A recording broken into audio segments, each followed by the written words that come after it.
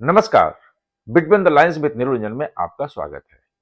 आज हम बात करेंगे दुबई एयर शो में जो तेजस की दुर्घटना है उसके बारे में, जो शुरुआती संकेत मिल रहे हैं और जो भारत में फाइटर जेट बनाने का जो इतिहास रहा है उसको जिस ढंग से सबोटेज किया गया है वो इस साजिश की पुष्टि करता है। साथ ही जो पायलट जो था, जिसकी डेथ हुई है, वो दुर्घटना से ठीक पहले इजेक्ट नहीं हो पाया, वो भी ये बताता है कि कहीं ना कहीं बड़ी साजिश इसके पीछे है। ये पूरी चीज को हम आज समझने की कोशिश करेंगे कि साजिश कहां से पुष्ट हो रही है और किन किन बिंदुओं पे कहां कहां पे ये साजिश रची गई होगी। तो सबसे पहले हम बात करते हैं कि अभी तेजस की बात हो रही है। तेजस 2001 में से आ गया था और उसके बाद उड़ानें भर रहा था, बड़े पैमाने पर उसकी बातें चल रही थी। और अब तेजस जो है MK1 MK2 और मतलब 4.5 जनरेशन का तो ये है ही। उसके आगे की बात चल रही थी कि इसको बहुत अच्छा करना है, सब कुछ होना है। और 220 विमान के ऑर्डर भी मिल गए हैं जेल के, मतलब $1 बिलियन का ऑर्डर है उसको। कई देशों ने दुनिया के इसको खरीदने के लिए रुचि दिखाई है कि वो बाकी जो विमान हैं, चाहे वो फ्रांस का हो या अमेरिका का हो, रूस का हो, महंगा पड़ता है। और चीन का विमान थोड़ा सस्ता है तो चीन ज्यादा बेच रहा है, तो छोटे मोटे देश उससे लेते हैं। जो ज्यादा अमीर देश हैं वो अमेरिका, और वो कूटनीतिक से होता है, वैसे नहीं होता है कि हम इसी से लेंगे या उससे लेंगे, जो अच्छा है वही लेंगे। वो कूटनीतिक दबाव भी होते हैं, कूटनीतिक संबंध भी होता है, तमाम चीजें होती हैं उसमें। लेकिन जो तेजस है वो बहुत तेजी से आगे बढ़ रहा था। अब दुर्घटना में आने के पहले उसके कारणों पे क्या क्या संकेत हैं, उसके पहले थोड़ा सा इतिहास आपको बता देते हैं कि भारत में पहली बार युद्धक विमान बनाने का प्रोजेक्ट जो है वो HAL ने ही शुरू किया था। वो 1957 में हुआ था, 1957। और 1967 में जहाज इंडियन एयरफोर्स को सौंप भी गया। ऐसा नहीं कि नहीं सौंपा गया। भारत जो है वो जहाज नहीं बना सकता है, युद्धक विमान, ऐसा नहीं था। ये झूठ फैलाया गया कि भारत में कुछ है ही नहीं। ये अलग बात है कि उस वक्त भी इंजन वगैरह बाहर से आए थे, इंजन डेवलपमेंट की बात भारत में भी उस वक्त शुरू हो गई थी। 167 विमान, 167, 167 मारूत युद्धक विमान भारतीय वायुसेना में थे भी। और 1971 की लड़ाई में इस मारूत ने बहुत अहम भूमिका निभाई थी। सब कुछ था। 1980 में इसका प्रोडक्शन बंद कर दिया गया। अगर कोई कमी थी तो दूर की जाती, बाकी चीजें होती, लेकिन प्रोडक्शन ही बंद कर दिया गया और 1990 में सब बाहर हो गए। मारुत का आपने नाम नहीं सुना, मारुति का सुना होगा, जो कार आई जापान वाली। लेकिन मारुत जो है उसके पहले युद्धक विमान भारत ने बनाया था, उसके बारे में नहीं पता आपको। तो ये जो कहानी है वो इसीलिए कि भाई दुनिया के देश हथियार बेचना चाहते हैं, भारत के पास अपनी समस्याएं हैं। दो तीन उस वक्त तक 71 तक आप देख लें तो 48 का युद्ध हो चुका था पाकिस्तान से, 65 हो चुका था और 71 का हो चुका था। यानी कि भारत एक लगातार जो है, और 62 में चीन के साथ हो चुका था। तो भारत के जो दोनों तरफ से, उत्तरी सीमा से और पश्चिमी सीमा से भी खतरा है, लड़ाई हुई है, तो भारत को ये जहाज खरीदना ही पड़ेगा। वो युद्धक विमान के बिना नहीं रह सकता। और मोदी सरकार के आने के बाद राफेल हमने खरीदा। और राफेल खरीदने की प्रक्रिया जो शुरू हुई थी वो शुरू हुई थी वाजपेयी सरकार के समय में, कि हमें जो है एक इस ढंग का उन्नत जो है युद्धक विमान चाहिए। वो फाइलें चली 2005, 6, 13, वो और कैसे उसमें कमीशन मांगे गए, राफेल को चुना गया, क्या क्या चीजें हुई वो सब हम जानते हैं। मतलब कभी डिटेल में बताऊंगा, बात लंबी हो जाएगी। तब जाकर के अब वो राफेल जो है वो आना शुरू हुआ है। यानी एक लंबी प्रक्रिया होती है ये।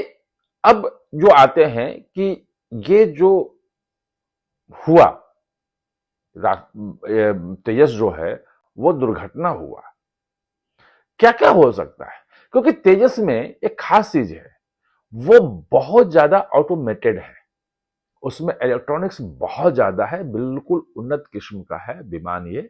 और अगर दुर्घटना होने की स्थिति आती है तो उसका जो है वो पायलट जो है वो ऑटोमेटिक इजेक्ट हो जाता है।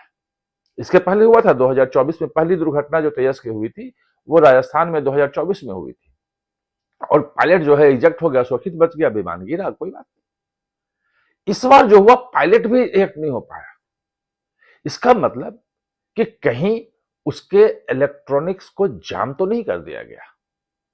और ये हो सकता है, ये आप ऑपरेशन सिंदूर के दौरान भी हुआ था, उसको ठीक किया था।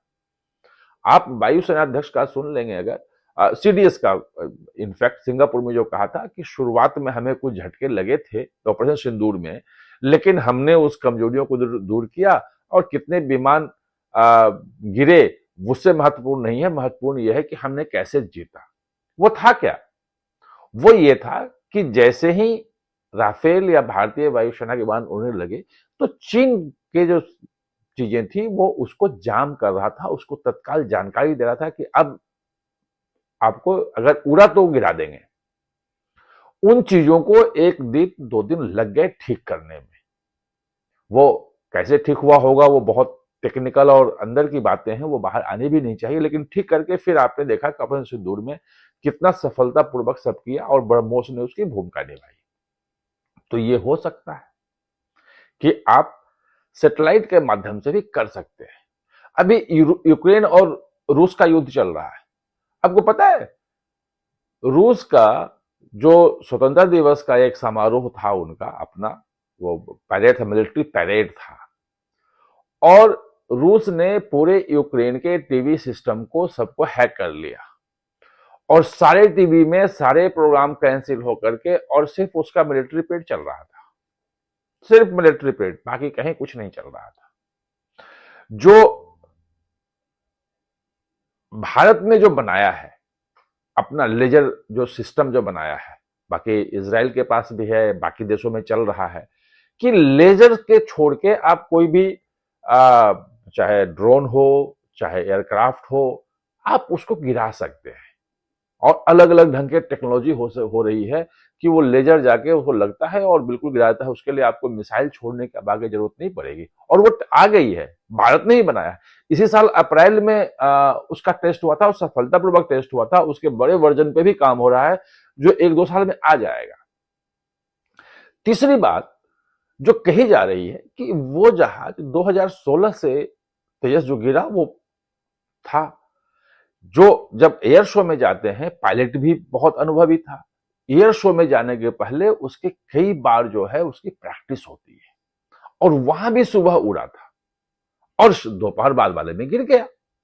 ये जो चेंजेस हुआ, ये गिरा, वो क्यों गिरा, इसको अगर समझना होगा तो थोड़ा सा 1 दिन पहले का जाइए कि गिरने के 1 दिन पहले पाकिस्तान में मीडिया ने, सोशल मीडिया पे ये चली खबर चलाई गई कि उसमें जो तेल टैंक है वो में लीकेज हो रहा है, यानी कि तेजस खराब है। पाकिस्तान से आई खबर, सोशल मीडिया में खूब चला वहां पे, यानी कि वहां पे तेजस के खिलाफ जो है एक साजिश शुरू हुई कि इसको खत्म करना है, और तेल टैंक से तेल लीक होने की बात आई। मतलब फाइटर जेट बन रहा है उसका लीक हो।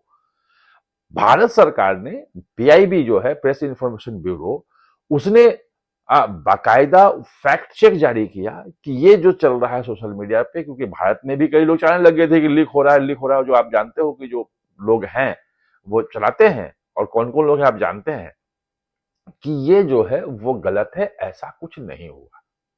यानी कि 1 दिन पहले ही तेजस को बदनाम करने की कोशिश हुई, और अगले दिन सुबह की उसकी सॉर्टी थी वो बहुत अच्छी रही, वही सेम मैन्यूवर था, सब कुछ था, और अचानक दोपहर बाद गिर गया।